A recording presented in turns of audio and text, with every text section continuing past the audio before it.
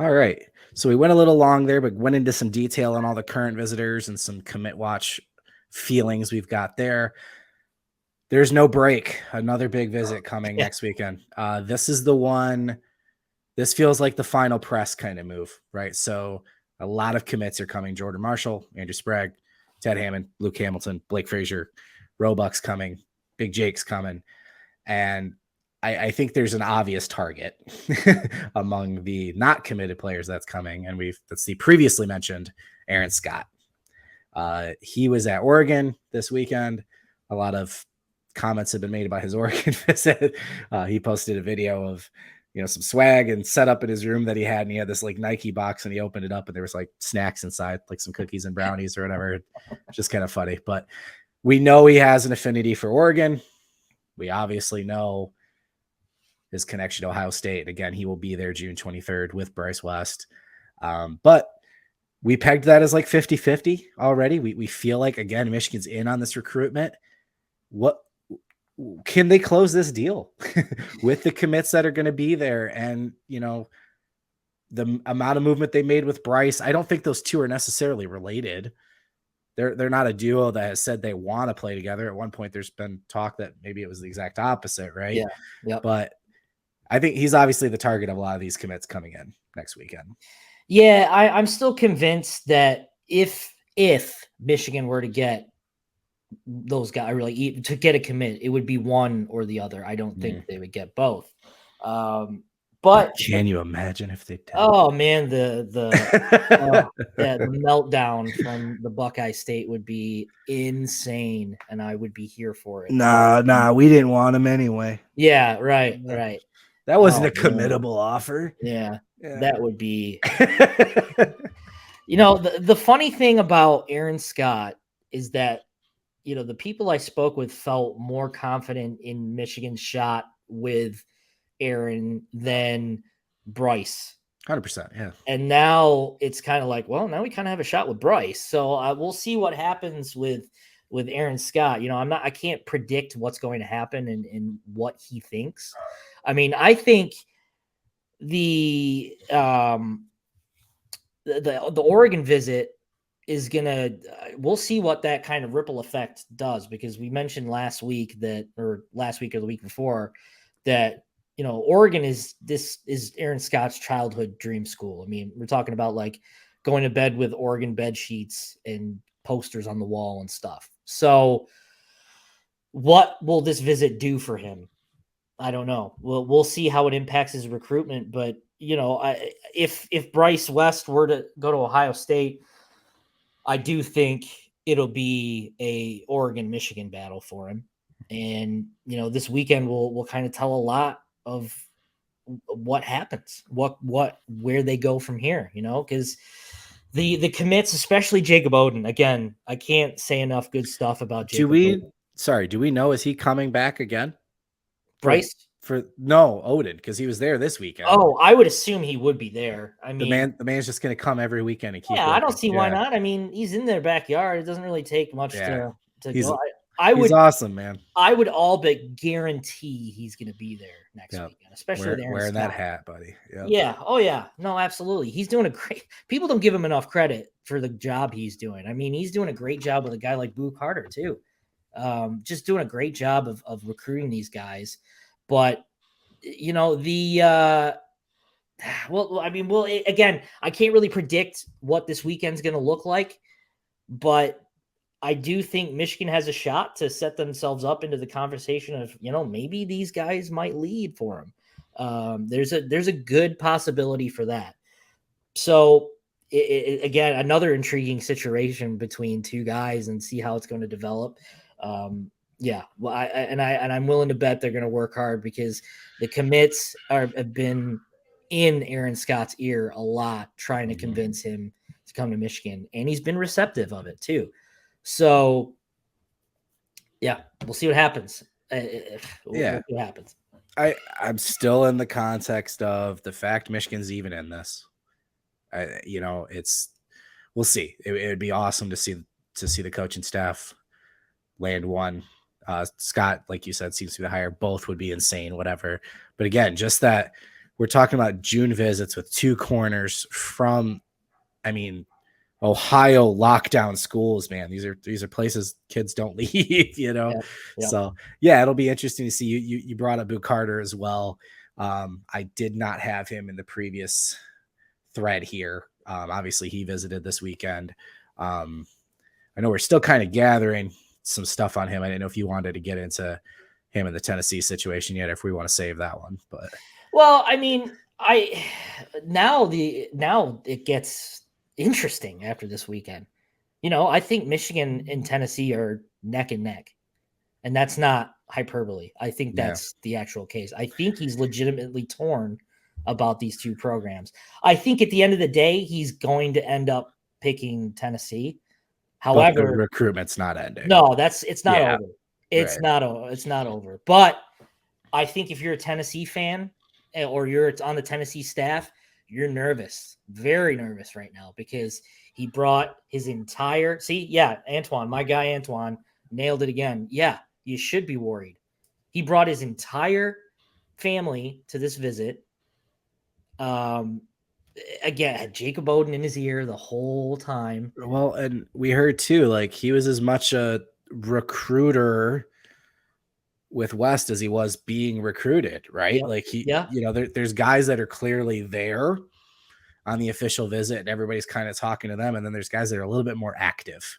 Yep. And Boo Carter was very active, it sounds like. So yeah, and he's in the group chats with the commits. Mm-hmm. He's in the group chat. This was before the visit.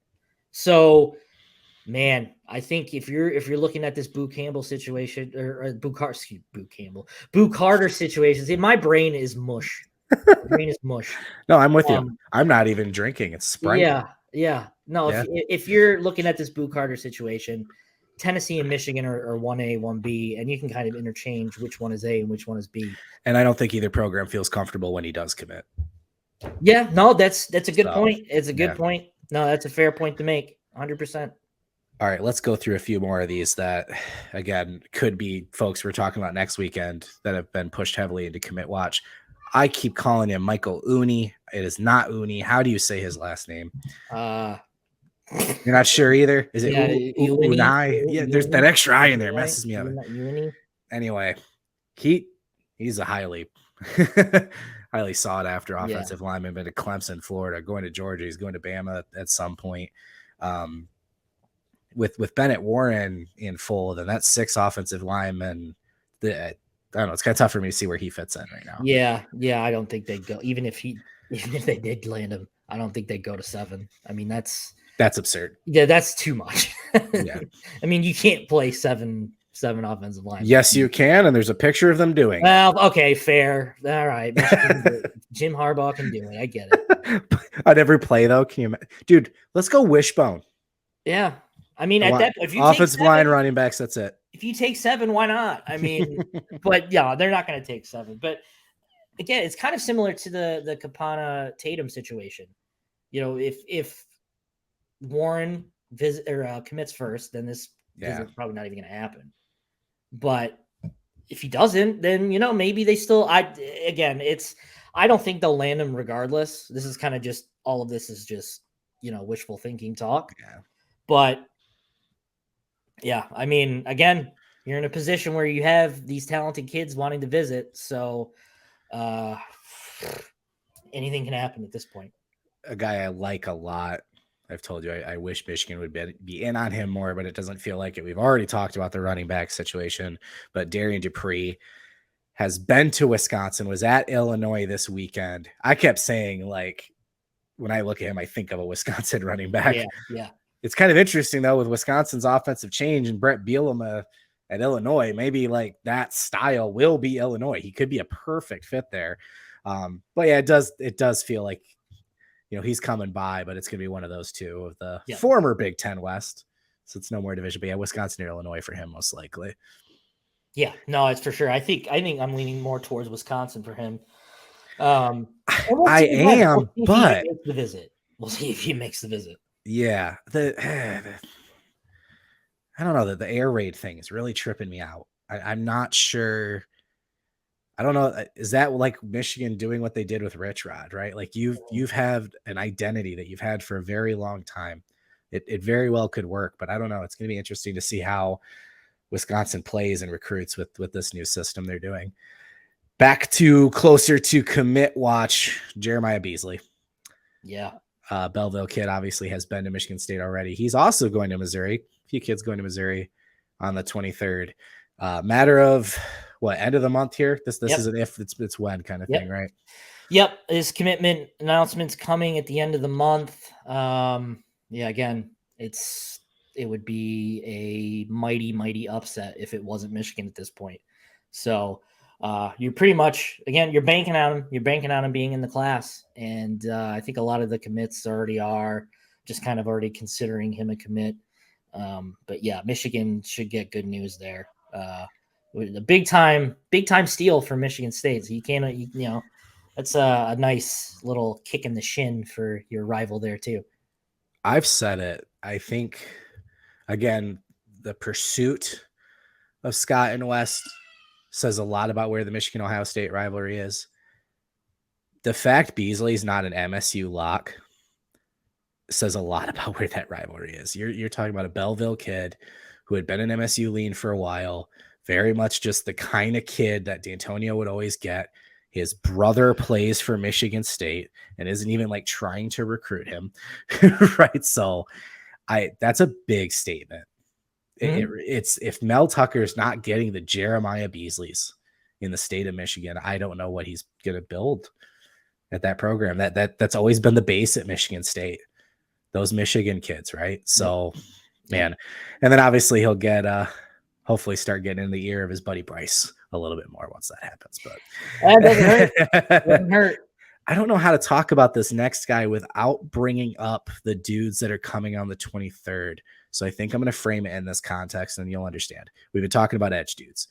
Devin Baxter is coming on the 16th. He was at Rutgers this weekend. He's going to Virginia Tech. We've already talked about Nichols and Rudolph. On the 23rd is Darian Mayo and Jacob Smith. Yep. So I think you know where I'm going here in terms of how we feel about Mayo and Smith and then what that means for maybe a guy like Baxter. But more so, I want to talk about, I'm jumping ahead here to the 23rd. Another guy on that list for the 23rd, Aaron Chiles. Yeah.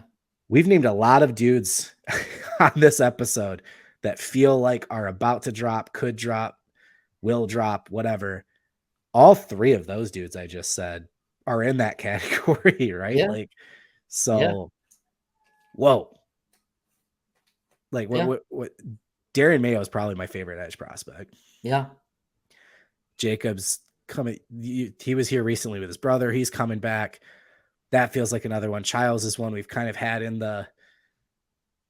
I'm so tired. I can't even think of the metaphor right now. But when we've had it ready for Aaron Chiles. Yeah. So, do you expect Michigan to not get any of those three coming on the 23rd? Chiles, Mayo, Smith. During that weekend, are you saying, or just in general? No, in general. Oh yeah, I think they'll get drop right away. Yeah. No, I think they'll get all three of those guys. I think I spoke to Jacob last week, and he said he was leaning towards a possible 4th of July commitment. So, I think you're in a situation where you absolutely hold a spot for Jacob Smith. I mean, you're not going to do that to his brother. And, that's part of the reason why you brought, you're recruiting both of them because you want them both. So right. I think you're going to hold a spot, and you got to factor not say in. No to Darian Mayo. Right. No. And I think they'll get Darian Mayo. I do think they'll get him, and he's going to be a huge part of that defensive end group. So now you go back to, all right, what do you do with Devin Baxter? And now I think it's kind of a either or situation. And this is just, this isn't anything sourced or anything. I'm just kind of talking out loud. Mm-hmm. It's kind of an either or situation with Rudolph or Baxter. You're kind of at the position now where, take whoever comes first. First come, first serve. It's your spot if you want it. So which then if Baxter wants to commit, what do you say when you've got Mayo and Smith coming in? So you're in a bit of this is why you were told they could go to 6 or 7 guys yeah, at the edge yeah, spot, man. Like, yeah, they could go to 6 or 7, and if they land some this is an elite program problem right here. no, absolutely, 100%. Michigan's in new territory when you Yeah. talk about how elite programs recruit, and it's like, which 4-star do I potentially say no to? Like, that's what we're talking about. It's Mhm. crazy. It's Yeah. absolutely crazy. Yeah. And to answer your question on Childs, I think he'll commit relatively soon after his visit, or even during the visit. I don't think this one's going to extend any further than after his official visit for sure. That shores up a pretty nice looking linebacker group right there as well too. Defense is just crushing it. Yeah, he is. He kind of like Colson in the sense of like, I don't think you realize how valuable he is to the defense if he's not in it. Childs is that kind of player that can do a lot of things that really allows all the other positions to succeed. The amoeba defense has a lot of versatility and guys moving around and guys being able to go to different spots. And you need a Mike linebacker that's reliable. He's a very important piece of this recruiting class. Yep. The last edge player I'm going to talk about, and then one more. Well, I lied. 2 more commit watch guys, and then when we're done, we appreciate you guys sticking with us through this. This has been a fun one. So I don't even have to say his name, do I? Brian, I'm going to. Brian Robinson. Yeah,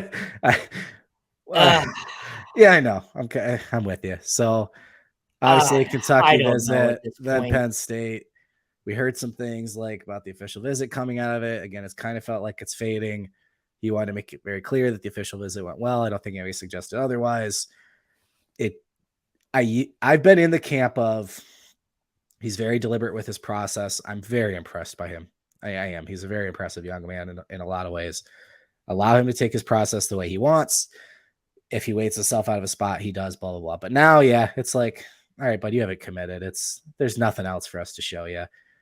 It does kind of feel like it has felt like Kentucky with him. And even if it's not, I think if anybody's waiting out of a spot at this point, it does kind of feel like it's him. So would love to steal another dude from Ohio. Again, we've talked about some of those top Ohio guys, but yeah, I don't. It's tough to see him in the group anymore, which is weird. But yeah, maybe who knows? Maybe Ohio State desperately wants to get back into it, and that would be for him to come back. That would be weird. But I do think I've told you too. I do think there's a fit thing. He strikes me as a true 4-3 defensive end. Yeah, so that maybe that's part of it. I don't know. Yeah, again, he's had every opportunity in the world to commit, and Michigan didn't push for it during his official visit. I mean, what do you do at this point? Yeah, I mean, if he ends up in the class, I think that's great. I think he's an awesome player. He's another Ohio guy you're stealing. If he doesn't, I think Michigan's done everything they can, and he's a good kid, and you wish him well. Yeah, absolutely. Yeah, absolutely. We've talked about him quite a bit. So yeah, for a long time too. So we've got a gentleman that was here last weekend. I left him out. I'm leaving him here at the end. He took a visit to NC State this weekend. He is the final piece of the Providence Day trio. Jordan Shipp, wide receiver. I know we've got future casts in on him. So it feels like, again, another guy, matter of when, not if, joining the Michigan class. Pretty awesome, man. Michigan has been in on Davis, Goodwin, and Shipp for a long time. And to see them keep that whole trio together coming to Ann Arbor, that's pretty impressive. Yeah, no, I think that they did a great job. They stayed patient. They were persistent. I mean, this is pretty much the same exactly how I would categorize the Jaden Davis recruitment. They identified who they wanted. They stayed patient. They were persistent, and they just did a good job, and I think that's the same thing with Jordan Shipp. Obviously Michigan feels good about where they stand after his official visit. Everyone around the program feels good. So that kind of prompted me to put my future cast in. And it's kind of one of those things where you don't know for sure whether it's going to happen. But if you were to take the most logical guess, it would be Michigan. I mean, NC State is right there, UNC right there. But I think when you're talking about Longo leaving North Carolina was kind of a gift. yeah. Yeah. So I think when you're talking about having an opportunity to play with your best friend who's a wide receiver and playing with your high school quarterback at the next level, not many guys can do that. No, Not many guys can do that. it's And cool. that's special. And those guys realize that's special and what they can do. So, this is actually which is a good question from Derek here. When's the last time a trio of players committed to Michigan from outside the region? I don't remember where they took 3 guys from a school outside of Michigan. In-state's pretty easy with Cass Tech kids, obviously. Yeah. Oh my God. I don't know. I can't answer that question. I don't know.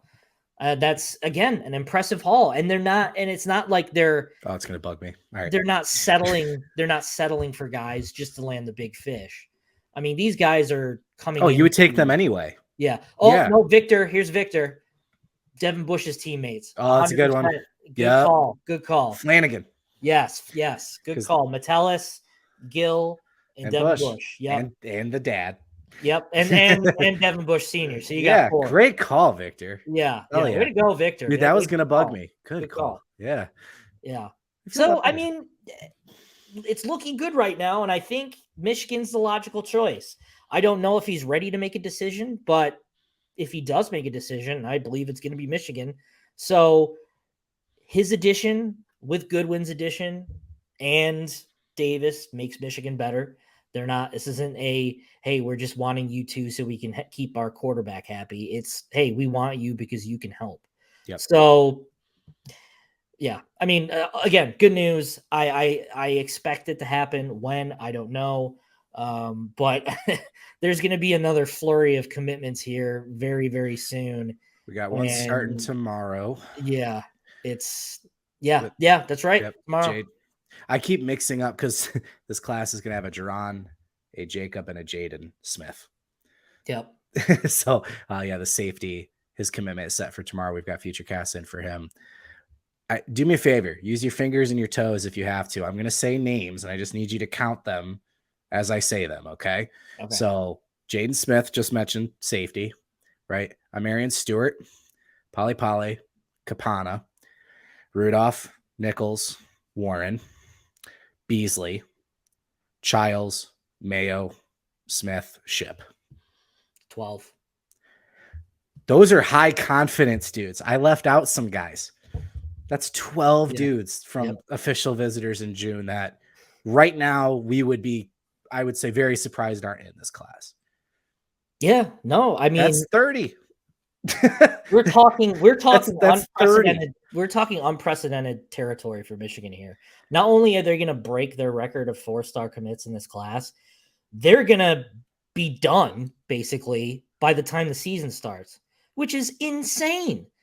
They're never done at this time of the year. They're just getting started when the season starts in recruiting. Now you've got a whole year to do whatever you want. Maybe add a couple of guys to, round out the class in December and February. But I mean, this is unprecedented. I've never seen anything like this. Even during that crazy Brady Hoke year where they got 6 commits in one day. They were never that full, that close to the season. So, again, and then that's not to say Michigan is absolutely 100% going 12 for 12 for that group, but you're landing a really good percentage of those guys, a high percentage of those guys. So, and before the season starts. Right. That's insane. Like there's a lot of like commitment on the horizon here. Yeah. We've already said Michigan normally coming into this time of year has 4, 5, 6, 7 guys. Yep. They have 17, 18 now, I guess. But they're going to be loaded before the season starts. Yeah. It's crazy. Yeah. And there's not a lot of flip candidates on this team. We've talked about how tight knit they are. Yeah. No, you're 100%. Good point. So we've been asking, people have been saying, are they really going to go to 30? Is this going to be 35? I don't know how it won't be 30. Right. No, you can't factor in and keep it under 30 guys. Yeah. No, there's no way, because you're going to be turning down some top tier talent to get under 30 if that was the case, and there's no way. And they don't need to. We've talked about that too. Michigan's expecting a pretty big exodus. They have not hidden the fact they want to have the most players drafted. Yep. Most players in the NFL draft. And then, hey, it's the transfer portal era. We know how it works. And then Michigan's using NIL in a really, really efficient way and not a bad ROI way. We've seen what's happened with Texas A&M and Miami, and they're using that to their advantage when it comes to scholarships. So, dude, they're crushing it. You don't need us to tell you that. Michigan's crushing it on the recruiting trail.